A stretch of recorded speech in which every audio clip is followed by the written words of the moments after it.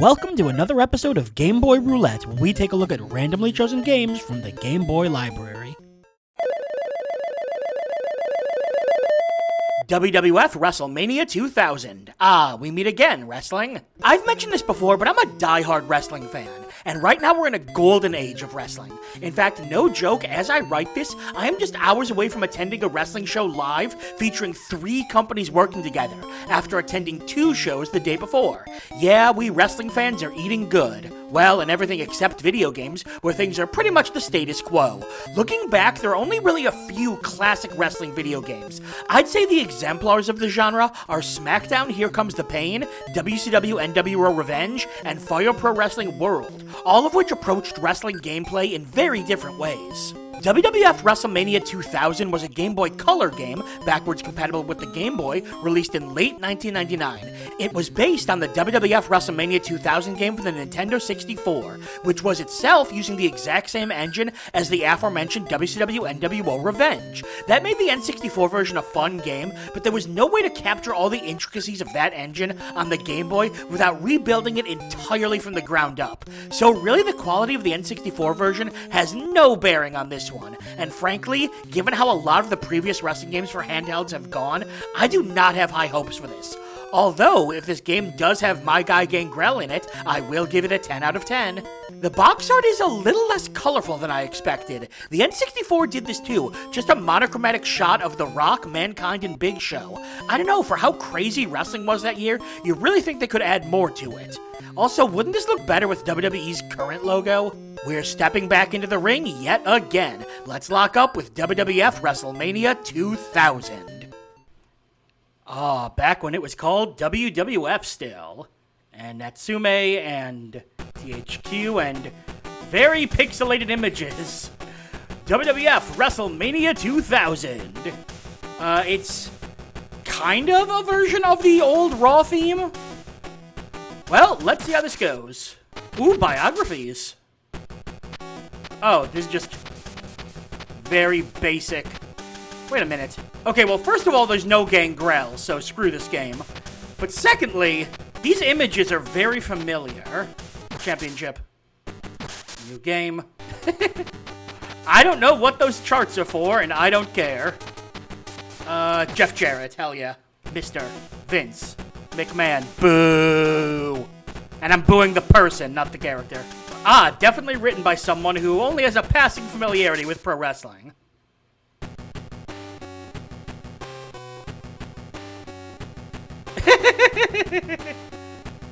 Well, that's kinda nice at least.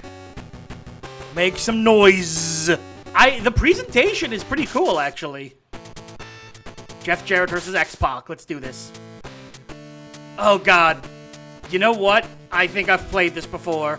Okay, well, first off, the images of the game that we looked at are directly from another Game Boy Color game called, WWF Attitude. But I feel like I've played this exact game before. It has to have been one of our other Game Boy Roulette games, because this seems really familiar. Unless I maybe played it on Game Boy Roulette Live, maybe? So it's just a lot of very awkward button matching that doesn't really do anything. And what? And there's all these stats, and I have no clue what any of them mean. Oh, this is so awkward. Oh, this is so awkward. Pile driver. Okay, at the very least, I can do moves, which in fact puts it above a lot of the wrestling games you've played. Into the ropes and big fist. What the? Hey! Again, those stats up there are really confusing me. There's no indication on what any of them mean. Oh! Submission! Okay. I held it in for 1 second. In fact, yeah, hang on. I'm gonna go load up a guide and see if I can figure out what the hell those stats mean. The biorhythm meter for each superstar is different, affects how quickly the superstar will gain the ability to perform a finishing move. The biorhythm meter will scroll to the right. Oh, God. Oh, it's full. Can I... Figure 4! How do I pin? There. Woohoo! I'm the greatest of all time. So I decided to take a couple minute break to do some research to see if I've played this game on Game Boy Roulette before in any form. I have not. But it's so familiar, and I think I know why. I'm now remembering, I think I owned this game as a kid. And the fact that I didn't remember I owned this until I played it again should be an indicator of my thoughts on the quality of the game. It's not the worst wrestling game I've played, but it's slow and clunky. But what if it was in color?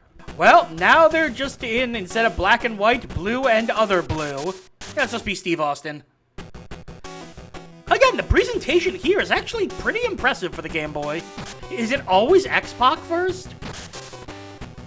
Poor guy, X-Pac is criminally underrated. Okay, it looks better, but I had another Game Boy Color game, WWF Attitude. It also wasn't very good, but it was a little smoother.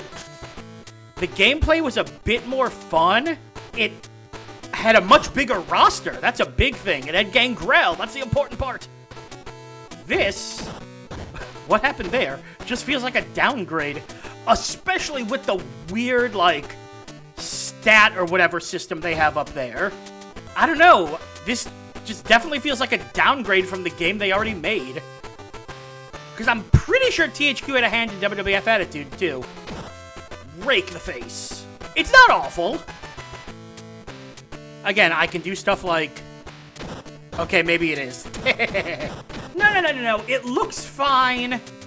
It plays bad, but not awful. But mostly, it's just really, really forgettable. Oh, stunner! Cover. What? He kicked out of the stunner? Man, screw this game. I told you guys, no Gangrel and no quality. It's just a sad fact. The number of really good wrestling games is completely dwarfed by the number of really, really bad ones. And especially with the limit to the Game Boy and Game Boy Color, it was so difficult to make a game that was actually fun.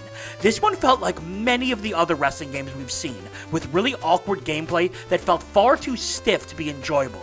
Plus the weird way that the stamina momentum bar worked threw me. I figured out it slowly scrolls to the right, and when it's full you can do your finisher, but it's really not intuitive the way it's laid out, and was one of the more baffling momentum systems I've seen in a wrestling game.